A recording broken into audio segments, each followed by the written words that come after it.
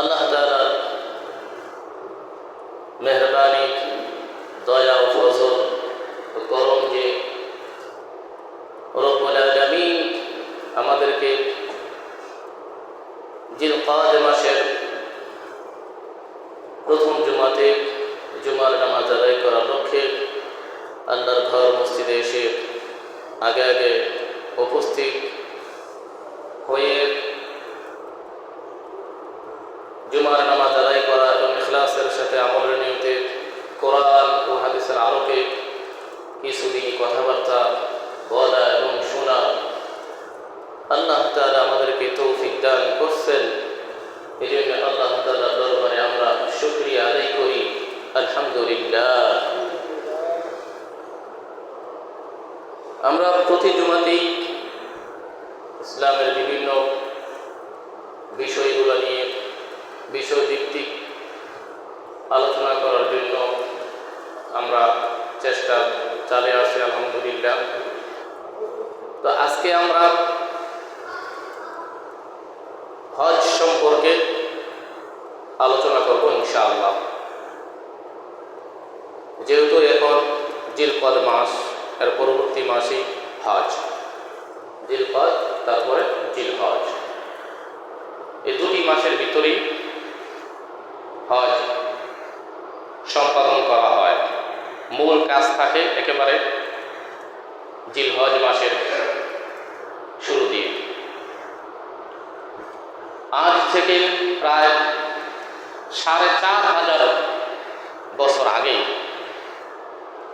এই হজ্জের কার্যক্রম শুরু হয়।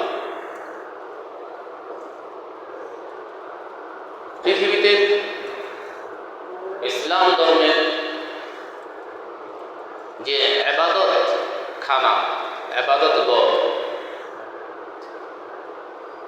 সেটাই সর্বপ্রথম প্রতিষ্ঠিত হয় মক্কা। এই জন্য আল্লাহ তাআলা পবিত্র কোরআন কারীমে এক আয়াতে বলেন যে ইন্না আউওয়ালা বাইতিন উদিআ লিন-নাস লাল্লাযী বিবাক্কাতা মুবারাকাও ওয়া হুদাল লিল-আলামিন। আল্লাহ বলেন যে নিশ্চয়ই মুসলমানদের জন্য ইবাদত বন্দেগী ঘর সেটা মক্কায় অবস্থিত, মক্কায় প্রতিষ্ঠিত হয়েছে সর্বপ্রথম ইবাদতের ঘর। সেটা মুবারাকা ওয়া হুদাল লিল-আলামিন। এই ঘরটি বরকতময় এবং পৃথিবী সমগ্র মানব জাতির জন্য হেদায়েত স্বরূপ।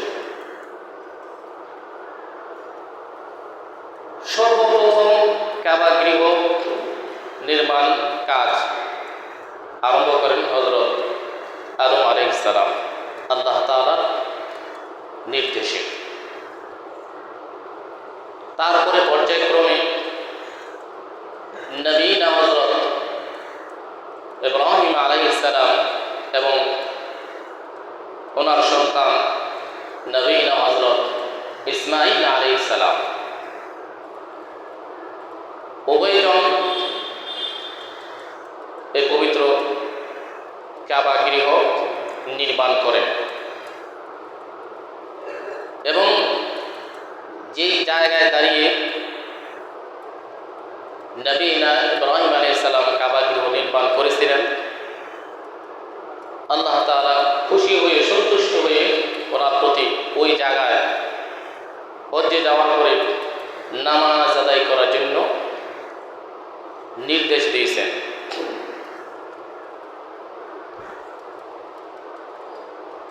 আল্লাহ তাআলা পবিত্র কোরআনুল কারীমে এক জায়গায় বলেন যে وَإِذْ جَعَلْنَا الْبَيْتَ مَثَابَةً لِلنَّاسِ وَأَمْنًا وَاتَّخِذُوا مِن مَّقَامِ إِبْرَاهِيمَ مُصَلًّى। আমি বানিয়ে দিলাম, প্রতিষ্ঠিত করে দিলাম বাইতা মাসাবাতাল লিন-নাস, মানুষের জন্য এই কাবা গৃহকে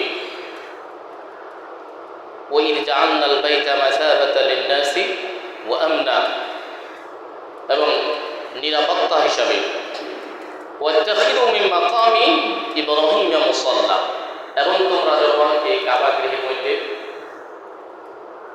আসবে তখন নবী ইব্রাহিম আলাইহিস সালাম যে জায়গায় দাঁড়িয়ে নামাজ আদায় করতে সেখানে তোমরা কি একটু নামাজ আদায় করো وَاتَّخِذُوا مِن مَّقَامِ إِبْرَاهِيمَ مُصَلًّى সেই জায়গাকে তোমরা মুসাল্লা বানাও নামাজ পড়ো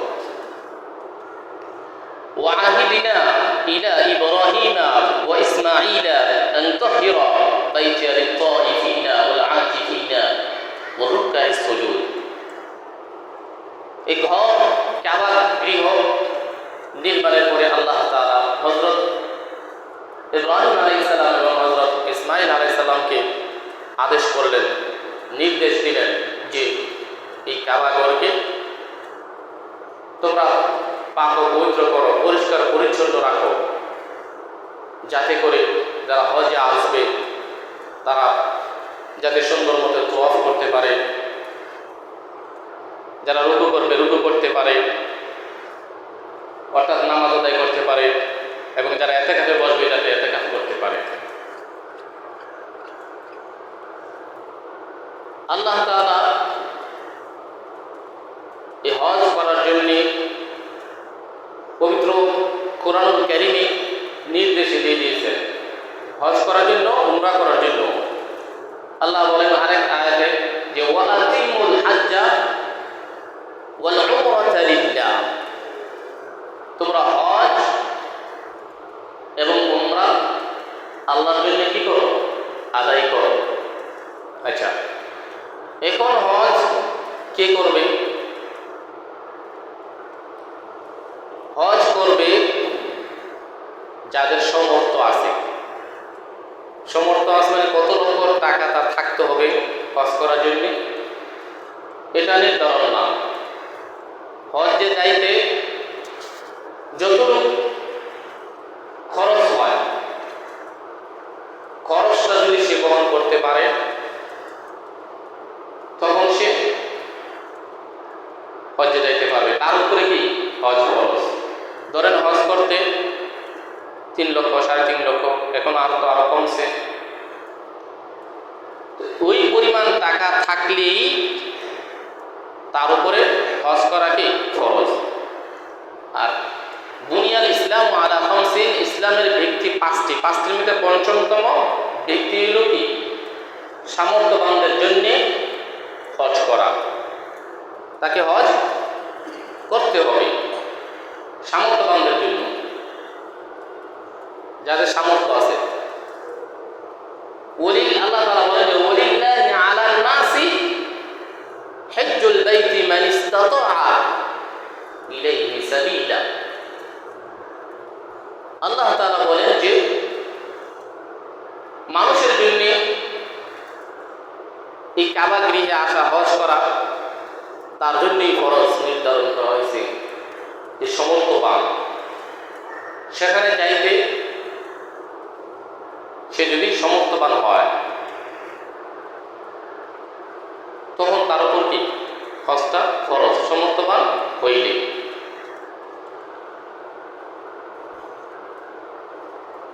হযরত ইব্রাহিম আলাইহিস সালামকে আল্লাহ তাআলা সূরাতুল হজ্জে 27 নম্বর আয়াতে আবার আল্লাহ তাআলা আদেশ করে ঘোষণা দিতেছেন যে ওয়াআযিন ফিন নাসি বিল হজ্জি ইয়াতুকা রিজালা ওয়া আলা কুল্লি দামিরি ইয়াতুনা মিন কুল্লি ফাজ্জিন আমিক।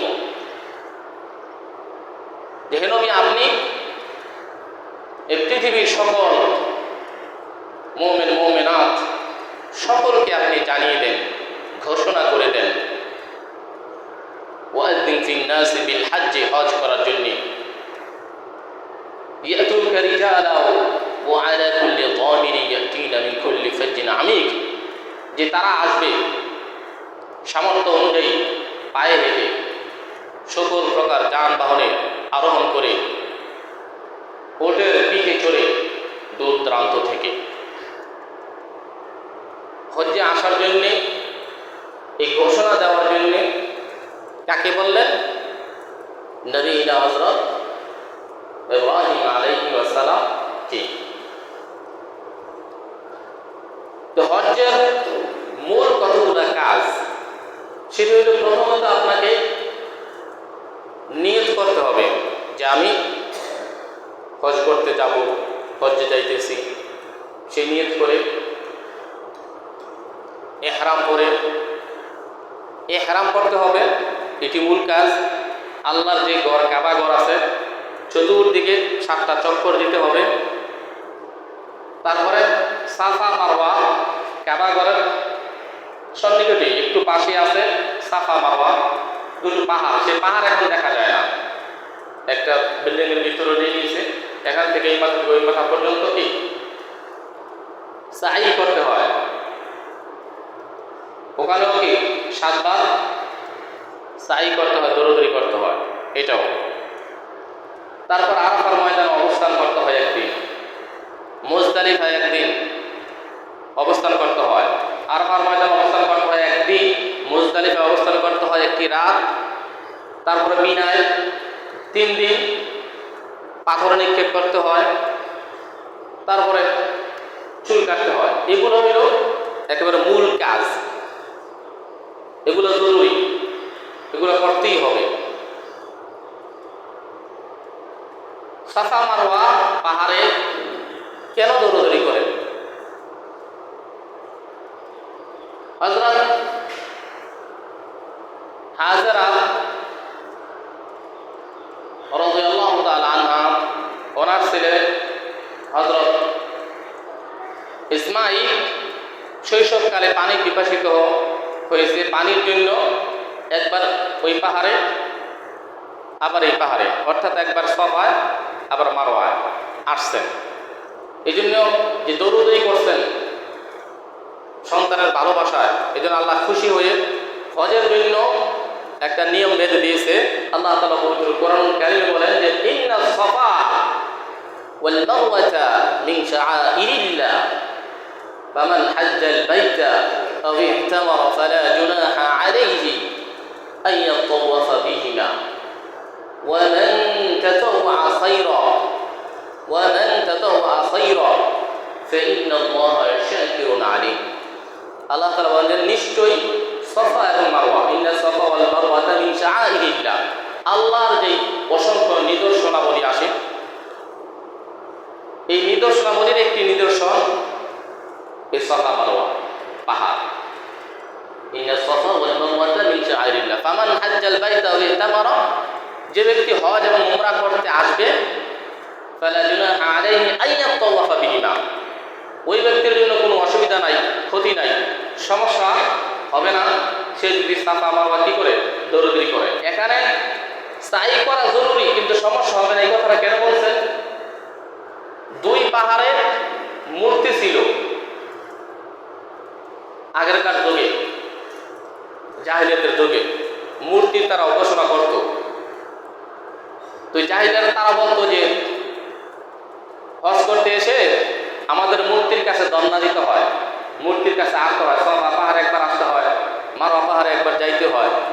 এই কথা খণ্ডনের জন্যই আল্লাহ তাআলা বলছেন যে ফামান হাজ্জাল বাইতা ওয়া ইহতামারা ফালা জুনাহা আলাইহি আন ইয়াতাওফা বিহিমা, এই সাফা মারওয়ায় আসলে সাই করলে, দৌড়দৌড়ি করলে এটা কোনো অপরাধ হবে না। এটা আল্লাহর জন্য, আল্লাহর নির্দেশ, সেটা দৌড়দৌড়ি করা হইতেছে। মূর্তিকে মূর্তির কাছে যাওয়া হইতেছে না, বা মূর্তির কাছে কি হইতেছে না, চাওয়াও হইতেছে না। إن الصفا والمروة من شعائر الله فمن حج البيت أو اعتمر فلا جناح عليه أن يطوف بهما ومن تطوع خيرا فإن الله شاكر عليم। আর যে ব্যক্তি স্বেচ্ছায় যত ভালো কাজ করবে, সে ভালো কাজের পুঙ্খানুপুঙ্খানুভাবে প্রতিদান সে আল্লাহ তাআলার নিকট পাবে। এখন হজটা নির্দিষ্ট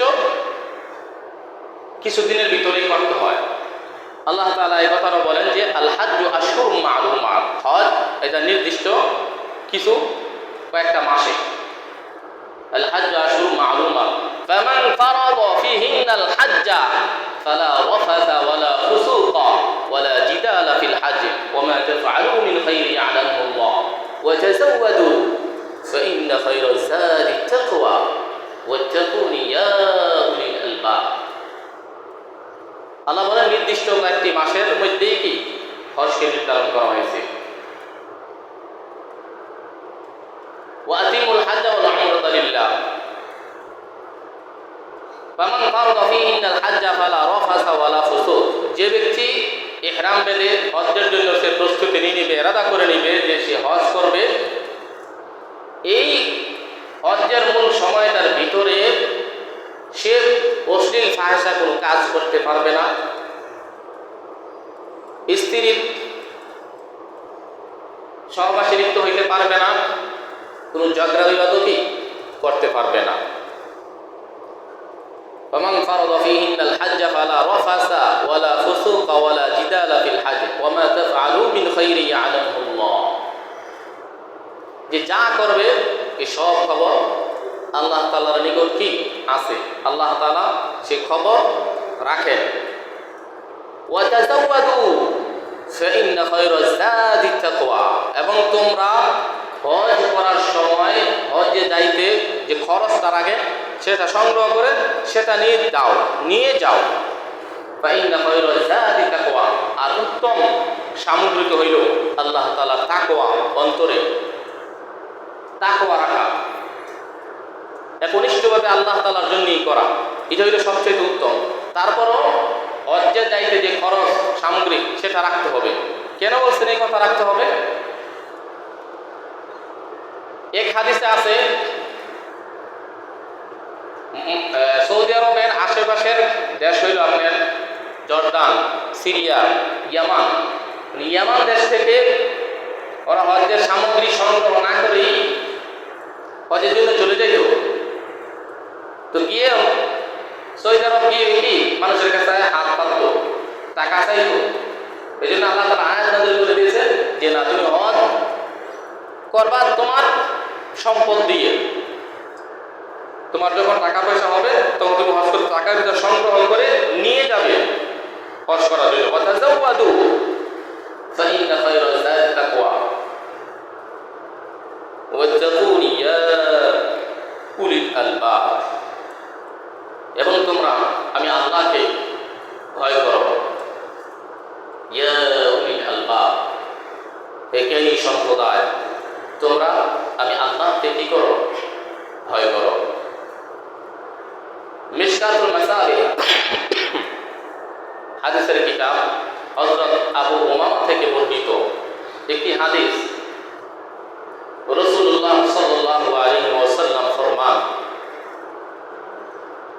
যে ব্যক্তি হজ্জে যাইতে রাষ্ট্রীয়ভাবে কোনো বাধা নাই রাষ্ট্রের পক্ষ থেকে নিষেধাজ্ঞা নাই কোন রাষ্ট্রের পক্ষ থেকে নিষেধাজ্ঞা থাকলে তার কি সম্ভবভাবে যাওয়া না যে ব্যক্তি হজ করতে রাষ্ট্রীয়ভাবে কোনো নিষেধাজ্ঞা নাই তার সেই সামর্থ্য আছে এবং কঠিন কোনো রোগ নাই হজে যাওয়ার মতো তার সামর্থ্য আছে ধরো 3 লাখ 4 লাখ টাকা তার কাছে অনবরত করে থাকে তারপর সে কম আল্লাহ নবীদের রওজায় যাওয়ার তার মনটা উদিত হয় না আল্লাহর ঘরে সাক্ষাৎ করা তার মনটা একটু উদু দেয় না আল্লাহর ঘরে তওয়াফ করা তার মনটা একটু উদু দেয় না হজ করতে তার মনে কল্পনাও হয় না সে মনে মনে ভাবে 3 লাখ 4 লাখ টাকা শুধু ওখানে গিয়ে কয়েকদিন থেকে আসলাম 3 লাখ 4 লাখ টাকা খরচ হয়ে যাবে রাসূল সাল্লাল্লাহু আলাইহি ওয়াসাল্লাম ফরমান যে এই 3 ক্যাটাগরি ব্যতীত রাষ্ট্রীয় কোনো বাধা না থাকলে তার সমর্থন থাকলে কঠিন কোনো রোগ না থাকলে 3টা রাষ্ট্রীয় বাধাও নাই তার সমর্থন আছে এবং কঠিন কোনো রোগও নাই তাহলে তার জন্য হজে যাওয়াটা একেবারেই জরুরি আর প্রথমে বলেছিলাম যে হজ এটা ইসলামের মূল ব্যক্তির পঞ্চমতম একটা ব্যক্তি আল্লাহর ঘরে কি করা হজ করা এখন রাসূল সাল্লাল্লাহু আলাইহি ওয়াসাল্লাম কঠিন কথা এখানে বলছেন যে 3 ক্যাটাগরি রাষ্ট্রীয় কোনো বাধা নাই তার সামর্থ্য আছে এবং সে কোনো রোগ নাই সে যদি হজ করতে না যায় আল্লাহর ফয়সালা হয়েছে, তার চক্ষু বন্ধ হয়ে গেছে, অর্থাৎ দুনিয়া ছেড়ে চলে গেছে। তখন রাসূল সাল্লাল্লাহু আলাইহি ওয়াসাল্লাম ফরমান যে সে ইনশা ইয়াহুদিয়ান ও ইনশা নাসরানিয়ান, যে সে ইহুদি হইয়া মরল, নাসারা হইয়া মরল। নাউযুবিল্লাহ।